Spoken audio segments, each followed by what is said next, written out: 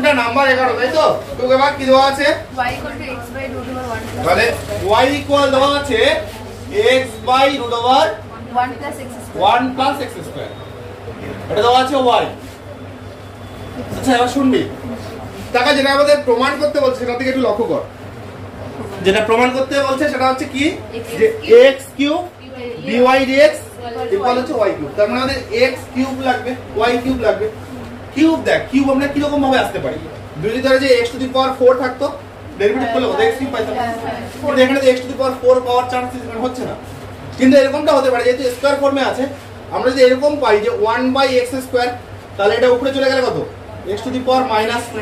এবার টাকা যদি এই পার্টের ডেরিভেটিভ করি তাহলে কত হবে? x⁻² আবার -3 আমরা পেতে পারি। হলো? তো ফলে আমরা এই অঙ্কটাকে এইরকম y আকারে করব, যাতে 1/x আকারে থাকে, x থাকে, তাহলে কত? -2 আকারে চলে আসবে। এবার তার ডেরিভেটিভ করলেই আমরা কত? 3 পেয়ে যাব। দেখ এবার তাহলে এরকম করার জন্য কি করছি, এই যে y প্রথমে আমরা উভয় দিকে স্কয়ার করে দিলাম, তাহলে y² কি হবে?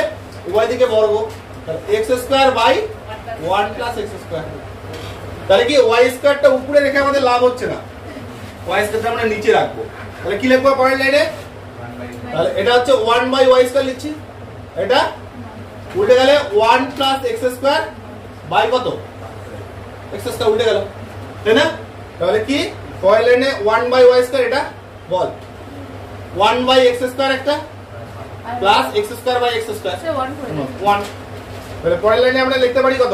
y⁻², এখানে x⁻² আবার প্লাস। এবার আমরা করব x এর সাপেক্ষে অবকলন। দেখ x এর সাপেক্ষে অবকলন করে পাই। এবার যদি আমরা x এর সাপেক্ষে অবকলন করি তাহলে কি পাচ্ছি? x এর সাপেক্ষে অবকলন করে পাচ্ছি, হ্যাঁ। তাহলে ddx অফ কত হচ্ছে? y⁻², তাই না? আর এখানে ddx অফ কত হচ্ছে?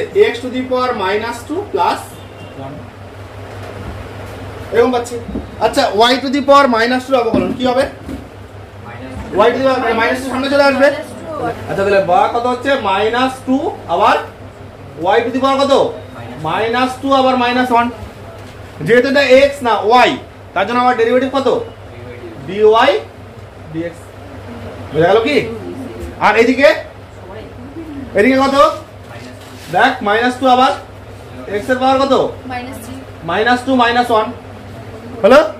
এবার দেখ এটা তো x এই, তাহলে dx/dx তো 1ই থাকছে, আর 1 এর ডেরিভেটিভ কত হচ্ছে? 0। তাহলে পরের লাইনে আমরা কি পাচ্ছি এখানে? আচ্ছা মাইনাসটা এই যে -2 -2 কাটা আছে, তাই না? তাহলে পরের লাইনে আমরা কি পাচ্ছি এখানে? y⁻³ আবার dy dx, আর এখানে কি পাচ্ছি? x⁻²। আচ্ছা y⁻³ এটাকে আমরা লিখতে পারি না 1/y এর কিউব, তার সাথে কত? dy dx, আর এদিকে কত? 1/x³ বর্গমূল করে দে। তাহলে কত হচ্ছে? x³ আবার কত? dy dx, আর এদিকে কত হচ্ছে? y দেখ, এটাই প্রমাণ করতে বলছে।